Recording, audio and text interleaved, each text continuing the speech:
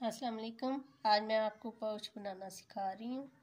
ये मैंने कपड़ा लिया है और इसके नीचे मैंने बुकरम चिपकाई है और ऊपर सिलाई लगा के इसके बाद मैं इसको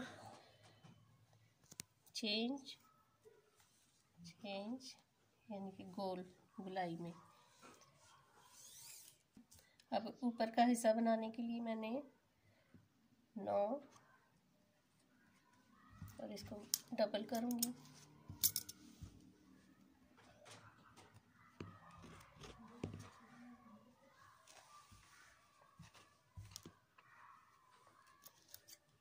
ये सिलाई का हिस्सा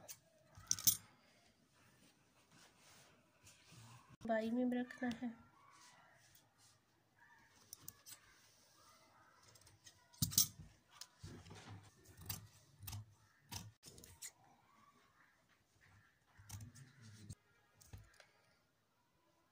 नौ इंच लंबाई है इसकी और 18 इंच चौड़ाई। अब मैं